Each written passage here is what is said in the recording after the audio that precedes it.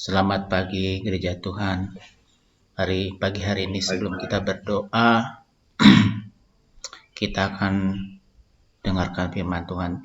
Kita di dalam hidup ini, apalagi dalam masalah lagi yang seperti ini ya, zaman yang sulit ini, kita harus berhati-hati dengan cakap kita, karena kita mudah untuk bersungut-sungut. Apa buah dari bersungut-sungut? Kita boleh belajar dari firman Tuhan.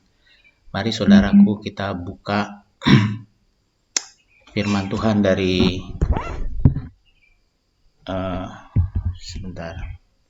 dari kitab Bilangan ya. Bilangan 20 ayat 3 sampai 5. Saya akan sharekan.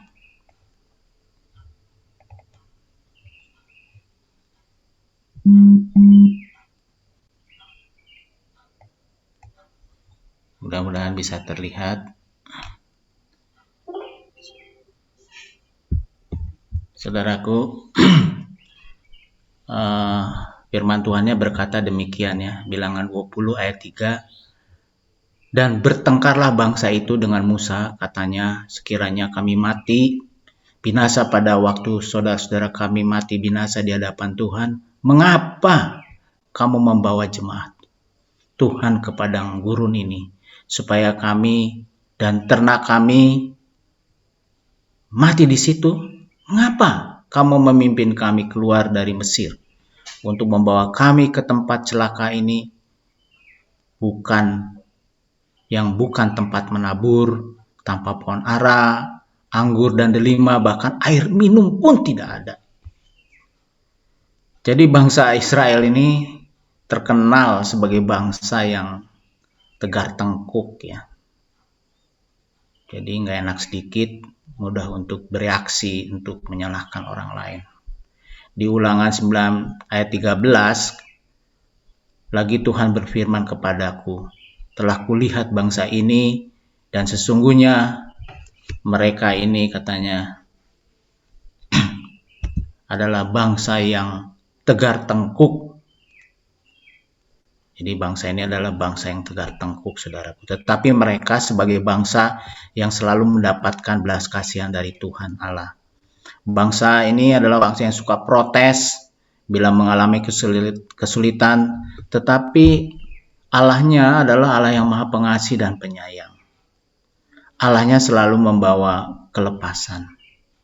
Bangsa Israel setelah keluar dari Mesir, yang awalnya bersyukur karena setelah 400 tahun dijajah, keluar, masuk bersama-sama seluruh bangsa, tetapi di perjalanan menuju tanah Kanaan yang ternyata banyak kendala ya yang harus dihadapi, sehingga yang ada adalah gerutuan. Sekarang ini juga kita sedang ada dalam perjalanan ke Kanaan kita. Sekarang kita masuk ke waktu di mana kesulitan bertambah. Kita terus berdoa setiap harinya seperti ini. Ada yang meminta COVID ini segera berhenti, tetapi penelitian mengatakan bahwa COVID ini akan menjadi new era, jadi tidak akan kembali seperti dulu lagi. Artinya kita ada satu perilaku baru yang mungkin tidak mengenakan kita, tidak seperti dulu. Manusia harus berubah pola hidupnya. Yang tidak mau berubah, maka alam akan menggulungnya, mungkin bisa sampai mati. Memang mengerikan, saudaraku. Nah, di zaman ini apakah kita menggerutu juga seperti bangsa Israel dengan keadaan yang seperti ini? Ya, kita suka ada mendengar ya, kita bahkan mungkin tidak sadar sedang menggerutu kepada Tuhan. Orang yang kena COVID membuat keluarga menjadi repot sekali. Nggak gampang, saudaraku. Kita jadi mudah menyalahkan pihak lain karena pihak lain itu tidak memberikan pertolongan kepada kita. Pemimpin pelayanan juga menjadi repot untuk mencari solusi bagi jemaat yang kesusahan. Pemimpin di sini bisa pemimpin di satelit, pemimpin di gereja pusatnya. Gereja mempunyai keterbatasan dalam memberi bantuan tentunya. Di waktu yang sulit, yang menekan ini, kita harus sadar bahwa manusia jadi mudah menggerutu karena tidak adanya pertolongan yang datang. Kita menjadi mudah menyalahkan jadinya. Di zaman Musa pun bangsa Israel bertengkar di antara mereka dan sesamanya, juga kepada pemimpinnya Musa dan Harun. Pada kasus ini bangsa Israel menggerutu kepada pemimpinnya. Saudaraku, di Bilangan 20 ayat 3 dikatakan, dan bertengkarlah bangsa itu dengan Musa. Katanya, sekiranya kami mati binasa pada waktu saudara-saudara kami mati binasa di hadapan Tuhan. Nih karakternya orang Israel. Dosa bersungut-sungut membuat sebagian bangsa Israel tidak sampai ke tanah Kanaan, saudaraku. Oleh karenanya berhati-hatilah di waktu paceklik ini. Jagalah mulut kita. Biarlah yang keluar dari mulut kita adalah puji-pujian bagi Allah. Jangan kata-katanya negatif. Mari kita cari wajahnya, maka kita akan hidup, kata firman Tuhan.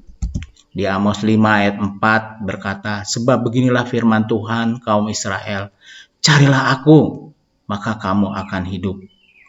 Waktu ini adalah waktu ujian bagi kita semua.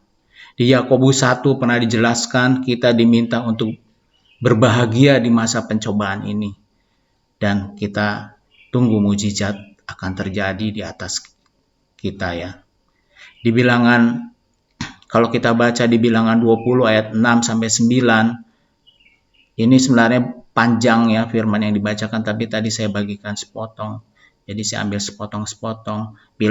Bilangan 20 ayat 6-9, Musa dan Harun karena kerutuannya orang Israel datang kepada Allah sebagai pemimpin dan melaksanakan tugas yang diperintahkan Tuhan untuk berkata kepada bukit batu itu, dan kebutuhan air tercukupi setelah Musa memukul batu dengan tongkatnya.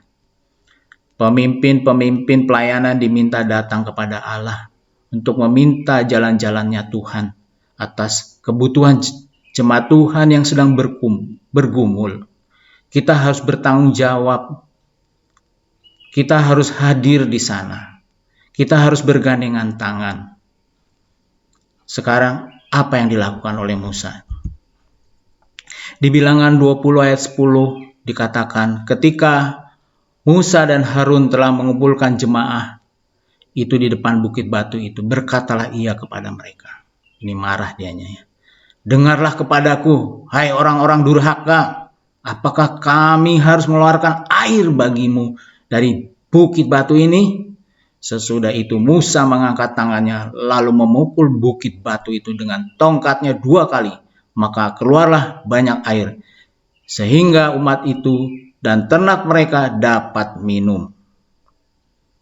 Kita ini harus melakukan firman Tuhan dengan takut akan Tuhan. Ini bagi kita semua.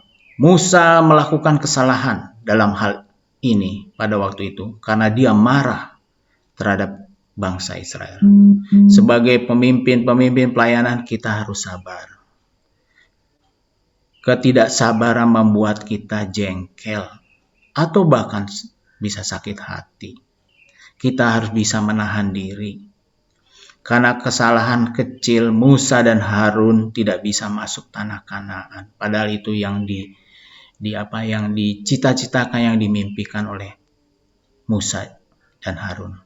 Bangsa Israel tidak dapat menahan diri sehingga sebagian dari mereka tidak juga sampai ke tanah Kanaan. Sebagai pemimpin pelayanan harus kuat bersabar menerima tantangan ini. Nasihat hari ini kepada kita semua sebagai jemaat, sebagai pelayan Tuhan, mari kita tingkatkan manusia batiniah kita dengan memperbaharui segala akal, selalu memperbaharui selalu akan akal budi kita, sehingga kita bisa mengenal kehendak Allah. Firman Tuhan katakan di Roma 12 ayat 2, janganlah kamu jadi serupa dengan dunia ini, tetapi berubahlah oleh pembaharuan budimu. Dunia selalu menggerutu, protes, dan segala macam. Marah karena ketidaknyamanan. Tapi firman Tuhan mengajarkan kita hari ini untuk memperbaharui akal budi kita, supaya manusia batiniah kita bertumbuh dengan baik, tidak seperti anak-anak lagi. Janganlah kamu jadi serupa dengan dunia ini, tetapi berubahlah oleh pembaharuan budimu, sehingga kamu dapat membedakan manakah kehendak Allah, apa yang baik, yang berkenan kepada Allah, dan yang sempurna. Mari saudaraku, kita responi firman Tuhan ini supaya kita memperbaharui budi kita. Mari kita berdoa.